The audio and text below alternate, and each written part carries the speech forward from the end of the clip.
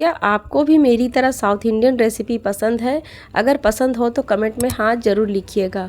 आज मैं बनाने वाली हूँ साउथ की एक फेमस सेट डोसा और उसके साथ खाई जाने वाली पोटैटो सागो की रेसिपी, जिसे आप बहुत ही आसानी से बना सकते हैं।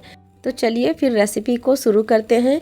इस रेसिपी को बनाने के लिए मैंने यहाँ पर एक बड़े से बॉल में 1 कटोरी पतला वाला चूड़ा ले लिया है, जिसे चिवड़ा या फिर पोहा भी कहते हैं। इसे मैंने 2 से 3 पानी से अच्छे से धो लिया है, क्योंकि चूड़े के ऊपर भी एक डस्ट होता है ना, तो इसे धोना बहुत ही ज़रूरी होता है और इस तरीके से धोने से चूड़ा काफ़ी अच्छे से सॉफ्ट भी हो जाता है।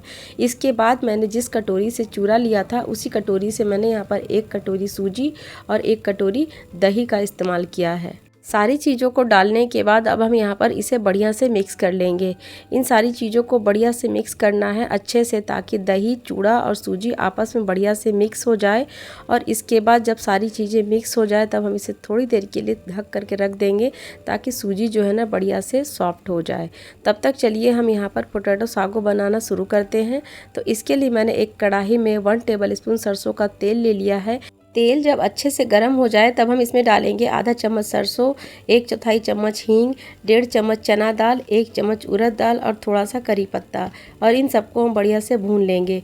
कलर जब थोड़ा सा चेंज हो जाए दाल का, तब हम यहाँ पर डालेंगे हरी मिर्च बारीक कटा हुआ, 1 बड़ा चम्मच बारीक कटा हुआ गाजर, और यहाँ पर मैंने 2 प्याज को बारीक बारीक कट करके इस तरीके से ऐड कर दिया है। और इसके बाद हम इसे बढ़िया से भून लेंगे। प्याज को हमें बहुत ज़्यादा लाल नहीं करना है, हल्का इस तरीके से ट्रांसलूसेंट ही रखना है। और इधर मैंने एक कटोरी में 1 चम्मच बेसन ऐड करके थोड़ा सा पानी डाल करके इसका एक पतला सा स्लरी बना करके तैयार कर लिया है। और इस स्लरी को हम यहाँ पर प्याज के ऊपर में डाल देंगे। साथ में मैंने यहाँ पर डाला है आधा चम्मच हल्दी, 1/4 चम्मच लाल मिर्च का पाउडर। अब इन सबको हम बढ़िया से लो फ्लेम पे भून लेंगे। तो देख सकते हैं यहाँ पर हमारा मसाला बढ़िया से भुन चुका है। अब हम यहाँ पर डालेंगे 4 उबले हुए आलू, जिसे मैंने इस तरीके से फोड़ करके पहले से रख लिया था। अब इसे अच्छे से हम मिक्स करेंगे मसालों के साथ। अगर आपको यहाँ पर बड़े बड़े चंक्स आलू के दिखाई दें तो आप इस तरीके से कलछी से फोड़ लीजिएगा। इसे पूरी तरीके से मैश नहीं करना है, हल्का हल्का इस तरीके के टुकड़े आपको आलू के दिखने चाहिए। इसके बाद मैंने यहाँ पर ऐड कर दिया है नमक स्वाद के अनुसार, और इसे भी हम बढ़िया से मिक्स कर लेंगे। जब सारी चीज़ें बढ़िया से मिक्स हो जाएंगी तब हम यहाँ पर डालेंगे पानी। तो मैंने यहाँ पर 1.5 कप पानी का इस्तेमाल किया है। आप अपने अकॉर्डिंग कम या ज़्यादा कर सकते हैं। पानी के साथ मैंने आलू को बढ़िया से मिक्स कर दिया है और इसे हम 1 से 2 मिनट के लिए ढक करके लो फ्लेम पे छोड़ देंगे। ध्यान रहे फ्रेंड्स, गैस का फ्लेम लो ही रखिएगा। और इधर मैंने चेक किया तो देखिए सारी चीज़ें कितनी बढ़िया से ड्राई हो गई हैं और सूजी भी हमारा बढ़िया से फूल गया है। अब हम यहाँ पर डालेंगे 1 कटोरी पानी। यहाँ पर आप इस मेज़रमेंट का ध्यान रखेंगे ना तो आपका ये सेट डोसा जो है ना एकदम परफेक्ट बनेगा, अगर आप पहली बार भी बना रहे हो तो। यहाँ पर मैंने 1 कटोरी चूड़ा लिया था, 1 कटोरी सूजी, 1 कटोरी दही, तो मैंने पानी का भी इस्तेमाल 1 कटोरी ही किया है। और इसके बाद हम इसे अच्छे से मिक्स कर लेंगे। तो देखिए यहाँ पर सारी चीज़ें मिक्स हो गई हैं। चलिए अब हम इसे मिक्सर ग्राइंडर में अच्छे से महीन पीस करके तैयार कर लेंगे। तो मैंने यहाँ पर इसे 2 बैचेज में पीस करके तैयार किया है। अगर आपके पास इसका बैटर कम हो तो आप इसे एक बार में ही पीस सकते हैं। बस आपको एक बात का ध्यान देना है कि जब आप इसे पीसे तो इसका जो पेस्ट है ना बिल्कुल फाइन पिसा हुआ होना चाहिए। जितना ज़्यादा फाइन पीसेंगे आपका जो सेट डोसा है ना उतना ही सॉफ्ट और फ्लफी बन करके तैयार होगा। तो देखिए मैंने यहाँ पर एक बैच को इस तरीके से पीस लिया है। आप इसको चेक करके देख सकते हैं, देखिए कितना फाइन पीस करके ये तैयार हुआ है। तो इस तरीके से मैंने दूसरे वाले बैच को भी पीस करके तैयार कर लिया है।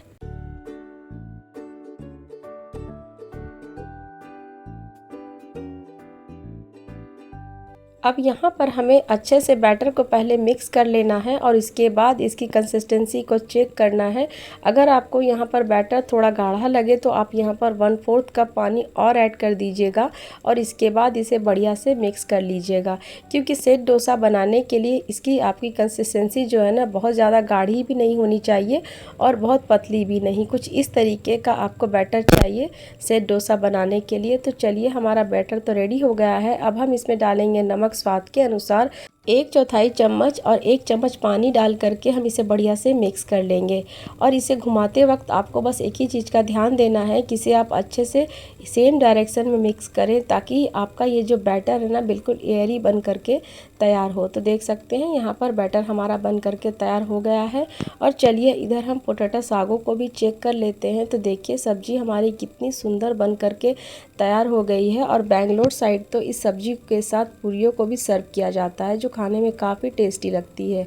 और फ्रेंड्स देख सकते हैं कितनी बढ़िया ये सब्जी बन करके तैयार हो गई है। और लास्ट में हम इसे हरे धनिया के साथ गार्निश करेंगे और इसे थोड़ा सा मिक्स कर देंगे। तो देख सकते हैं ये सब्जी कितनी बढ़िया तैयार हो गई है। इस तरीके से आप इसको बना सकते हैं और जब चाहे आप इसे गर्मा गर्म पूड़ियों के साथ भी सर्व कर सकते हैं। और इसके बाद मैंने यहाँ पर गैस पर तवा को चढ़ा दिया है। मैंने यहाँ पर डोसा तवा का इस्तेमाल किया है। इसके ऊपर थोड़ा सा तेल स्प्रेड करके उसके ऊपर हल्का सा पानी स्प्रिंकल करके हम इस तरीके से टिश्यू से चारों तरफ इसे पोंछ लेंगे और तवा को अच्छा गर्म होने के लिए छोड़ देंगे। जब हमारा तवा अच्छे से गर्म हो जाए तब हम थोड़ा सा बैटर उठाएंगे और इस तरीके से तवे पे रखेंगे। और उसे बहुत ज़्यादा पतला नहीं करना है और बहुत मोटा भी नहीं करना है, बस इस तरीके का आपको थिकनेस देते हुए आपको यहाँ पर सेट डोसा बनाना शुरू करना है। तो देख सकते हैं इसके किनारे से मैंने इस तरीके से किया और इसके ऊपर की जाली को भी आप देख सकते हैं कितना बढ़िया ये जाली हमारा बन करके तैयार हुआ है। और पीछे से भी आप देख सकते हैं कितना बढ़िया लाल सिक करके तैयार हुआ है। इसे हम एक तरफ से ही सेकते हैं, दूसरे तरफ से अगर आप चाहे तो सेक सकते हैं, नहीं तो ये ऐसे ही अच्छी लगती है। इसके बाद मैंने दूसरा वाला भी इसी तरीके से डाला और यहाँ पर आप इसकी जालियाँ देख सकते हैं कितनी सुंदर अपने आप इस तरीके से बनना शुरू हो गई है। और इसके बाद हम इसे सेम प्रोसेस में बाकी के सभी सेट डोसा को बना करके तैयार कर लेंगे। और इस नाश्ते को आप ब्रेकफास्ट में या फिर डिनर में भी सर्व कर सकते हैं। ये काफ़ी टेस्टी और हेल्दी रेसिपी है। मैंने इसे सर्व किया है गर्मा गर्म सांभर के साथ और आप इसकी जाली को देख सकते हैं कितनी अच्छी से बनी है और एकदम नरम सॉफ्ट मुलायम बन करके ये तैयार हुए हैं। तो फ्रेंड्स आपको आज की ये रेसिपी कैसी लगी कमेंट करके ज़रूर बताइएगा। और अगर आपको मेरी रेसिपी पसंद आई हो तो प्लीज़ वीडियो को लाइक और अपने फ्रेंड्स एंड फैमिली को शेयर करना बिल्कुल ना भूलें। और अभी तक आपने अपने चैनल रिंकू किचन्स को सब्सक्राइब नहीं किया है तो प्लीज़ चैनल को सब्सक्राइब करके बेल आइकन को प्रेस जरूर कर दीजिएगा, ताकि आपको मेरे आने वाले नए नए वीडियो के नोटिफिकेशन सबसे पहले मिल सके। मैं रिंकू मिलती हूँ एक ऐसी ही आसान सी रेसिपी के साथ। तब तक के लिए thanks for watching, take care, bye bye.